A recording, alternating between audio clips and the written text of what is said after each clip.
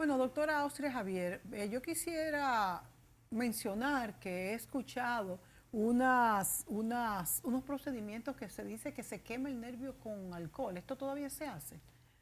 Ya ha disminuido realmente, se llama neurolisis al nervio por alcohol, como ya está la radiofrecuencia, que hace la función dándole calor al nervio, hace la misma función de la neurolisis, ¿Es más que es... seguro? Sí, claro que sí, es más seguro, porque con el alcohol o fenol se podía ir a otra área del cuerpo cuando se colocaba.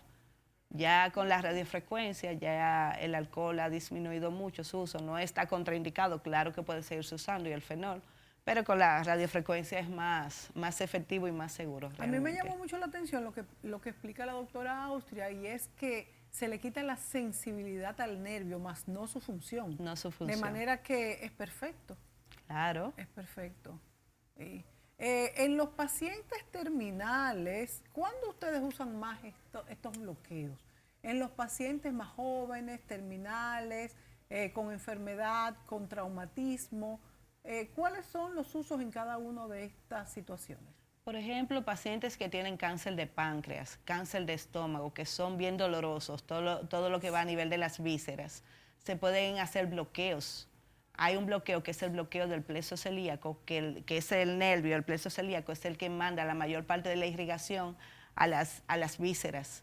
Cuando se bloquea este nervio, que uno se introduce por aquí, por la columna, el paciente va a estar acostado boca abajo, siempre va a ser la posición del paciente boca abajo, en la camilla, se va a estar viendo la imagen. A nivel de la vértebra de T2L1 se introduce la aguja y se va a llegar hacia adelante, hacia el plexo celíaco. Tiene que ser alguien especialista y que Claro. sepa cómo va a dirigir la aguja, ya que pasa muy cerca de la aorta y de Tú los como riñones. anestesióloga, ¿qué tanto más tuviste que estudiar para poder hacer estas infiltraciones y hacerte especialista en el dolor? Porque ya el anestesista tiene una preparación para todos estos puntos. ¿Qué tanto más va hacia el especialismo esta función de ser especialista del dolor?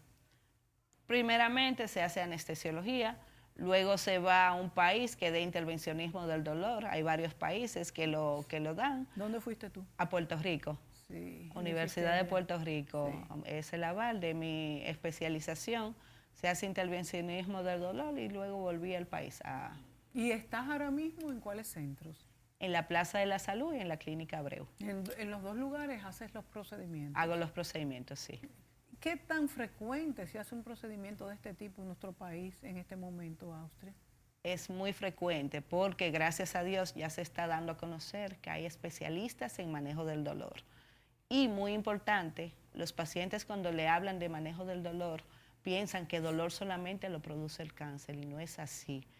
Hasta el dolor en una uña, en un Sí, es dedo, fuerte. es muy fuerte. Todo tipo de dolor puede ser manejado por un especialista de manejo del dolor. ¿Ustedes como especialistas en manejo del dolor se limitan a las infiltraciones o hay también otros tipos de manejos? Si el paciente no desea el manejo con infiltraciones, que ha pasado, se busca en conjunto con terapia física, el manejo con medicamentos, pero ya el paciente sabe que si llega a un punto, por ejemplo, son pacientes que muchas veces sufren de gastritis, han sido polimedicados, tienen varios medicamentos, aparte de los medicamentos del dolor, Sí. tienen medicamentos de la presión arterial, de insuficiencia, por ejemplo, venosa, tienen muchos O medicamentos. sea que este es un tratamiento mucho más adecuado y más conciso, y aunque tenga que repetirse, porque generalmente tú dices que hay una segunda infiltración, pero es a los 6 meses como temprano, o no es todos los días ni varias veces al día. Lo que pasa es si se logró el punto exacto, porque por ejemplo, tener un paciente un dolor por una hernia y un dolor facetario, son dos dolores diferentes. Sí. Se le pregunta al paciente, ¿qué le duele más? ¿El dolor que le desciende hacia el miembro inferior o el dolor que tiene fijo en la espalda? Ya son dos procedimientos que va a tener el paciente, uno para tratar el dolor facetario y otro para tratar el dolor por la hernia. De acuerdo a los síntomas que tenga mayor predominio el paciente, vamos a hacerle ese procedimiento primero.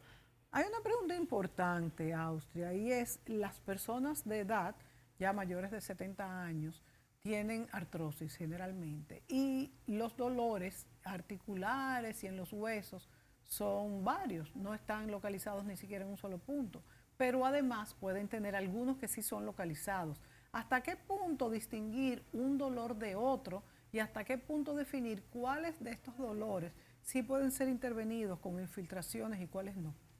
Todo tipo de dolor puede ser intervenido con infiltraciones. Todo tipo. Todo tipo de dolor, pero el paciente debe estar controlado. Sí. Por ejemplo, un paciente que me está usando anticoagulantes, que es normal, hay que mandarle una nota a su médico para suspenderlo por 10 días. Si el paciente usa aspirina, que es muy frecuente el uso de aspirina, debe suspender la aspirina como cualquier procedimiento que se realice, ya que estoy introduciendo una aguja en el cuerpo. Sí. No se debe tener miedo a que este procedimiento, porque se van a colocar la aguja, provoque dolor, porque el paciente se seda. Se le da una sedación leve al paciente que pueda contestar preguntas, pero no pensar en que le va a provocar dolor, porque realmente el paciente se le da una sedación. Y tampoco después de hay dolor. No debe haber dolor porque se está colocando directamente en el punto que le provoca el dolor. Y como dices tú, los pacientes ancianos que muchas veces tienen ya cambios degenerativos de la columna, osteoartrosis, los espacios se van achicando, se van cerrando. ¿Y entonces dónde se aplica? Se le aplica, pero viendo por imagen. Pero en cada uno de los puntos. No, por ejemplo, si es una hernia que tiene el paciente, tiene el espacio estrecho, si lo hago a ciega, me voy por anatomía ciega, tocando, palpando la columna, ¿dónde lo voy a colocar? No va a quedar en el punto exacto.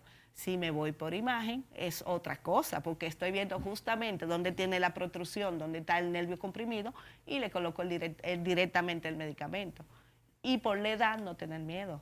Yo tengo muchos pacientes que tienen más de 80 años, y se le hace su procedimiento sin ninguna complicación. Al contrario, esto es una ayuda dependiendo de la edad y es como tú decías, aunque tenga una patología, un desgaste generalizado, puede utilizarse este procedimiento de la infiltración. ¿Tienes riesgos de sangrado?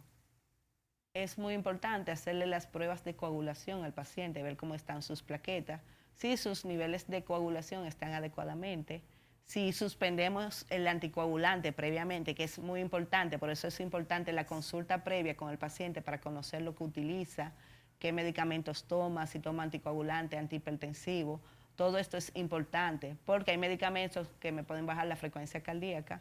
Cuando se está colocando anestésicos locales, puede haber disminución de la frecuencia cardíaca. Todo esto hay que tenerlo en cuenta y que el paciente sea evaluado por su cardiólogo para que esté controlada su presión arterial. Hemos hablado de personas mayores y personas de edad media, pero ¿y en los niños? ¿Se utiliza también y en qué casos? Claro que sí, que he tenido niños, como te dije, los útiles escolares a veces son muy pesadas, las mochilas. He tenido muchos casos de realizarle facetas a niños. Niños también que ¿Problemas tienen... congénitos o problemas que se van desarrollando? Se van desarrollando por el mismo peso que imprimen en la columna, los diferentes deportes que realizan hoy en día, pueden tener dolor en una rodilla, dolor en un hombro, dolor en la columna. ¿Tú recomiendas los deportes extremos? Porque se dice que la actividad es muy importante y que el ejercicio es fundamental. De hecho, yo misma he sido una abanderada de los ejercicios, pero yo creo que los ejercicios de alto impacto llega un momento que hacen daño. ¿Cuál es tu opinión? Claro que sí, estar forzando la articulación en algún momento tiene que hacer daño. Simplemente correr, por ejemplo, ya después que la persona pasa 50 años, ¿es bueno o es malo? Correr es un excelente deporte, pero tiene que ser dirigido por una persona que lo sepa entrenar, que sepa decirle cómo realizarlo, a qué tiempos, buenos tenis sobre todo. Saber descansar su articulación, saber utilizar medios físicos, frío, calor, pero siempre dirigido por una persona entrenada. No es que va a empezar a correr porque quiso correr, porque se puede dañar una articulación, hacerse análisis previo. Y por ejemplo, tú no sabes cómo tiene la columna también, claro, que quizás tienes una escoliosis. Por ejemplo, una persona con una escoliosis, ¿le hace bien correr? No es lo recomendable, es bueno que sea visto por su médico ortopeda.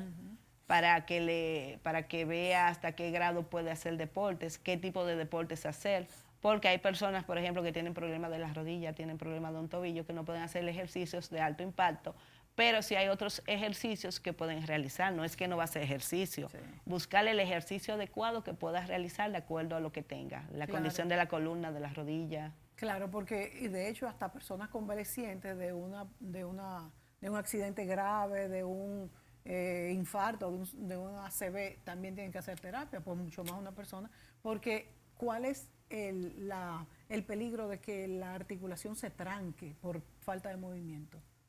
Que quede completamente rígida y después el paciente, por ejemplo, no pueda realizar movimientos normales que normalmente hace.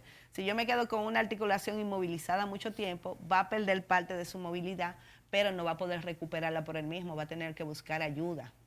Y esto sí se recupera con las terapias. Debe recuperarse, ya si la articulación está muy dañada, hay que pensar en algo quirúrgico, un médico ortopeda o el relacionado a la articulación que esté afectada. Para terminar, Austria, en estos 2 minutos que nos quedan, consecuencias emocionales de este tipo de parálisis y que conllevan a un bloqueo, ¿qué nos puedes decir? Los pacientes con dolor, por ejemplo, cuando el dolor ya se va haciendo crónico, que el paciente ve que pasan los meses y que sigue con dolor, le va a crear la ansiedad. La misma ansiedad va a llevarle al paciente a depresión. El paciente no va a dormir bien, va a estar ansioso, va a estar depresivo. Hay patologías, por ejemplo, que de por sí provocan depresión y ansiedad, como la fibromialgia, que es tan frecuente, duele todo el cuerpo. No hay un estudio adecuado que te diga el paciente salió con fibromialgia, ya sabemos eso es que lo tiene. peor, ¿eh? Eso es lo peor realmente. Que es un diagnóstico aproximado. Y el paciente, aparte del dolor generalizado en todo el cuerpo, tiene dolor abdominal también. Muchas veces no es entendido por los familiares o por los compañeros de trabajo. Tiene falta de sueño, tiene movimientos involuntarios en la noche y realmente... ¿Tú tienes muchos pacientes con fibromialgia? Sí, tengo muchos pacientes con fibromialgia. ¿Y tú estás segura de que esa es su dolencia, que esa es su patología, que tienen fibromialgia? Se le hacen unos puntos específicos de palpación, sí. Se buscan unos puntos gatillos específicos que van desde el cuello, la región cervical, hasta la planta. Se buscan diferentes puntos. Si el paciente da positivo a 11 de 18 puntos que se buscan en el cuerpo, ya se hace un diagnóstico de fibromialgia, pero como les digo, no hay un diagnóstico específico que diga un examen de sangre, sí, un estudio de imagen que diga el paciente tiene fibromialgia. El paciente le duele todo el cuerpo. Pero sí está comprobado aparentemente de que es una enfermedad del sistema autoinmune. Se están buscando causas realmente, sí. Porque pacientes con artritis pueden desarrollar dolor en todo el cuerpo, sí. Hay varias patologías.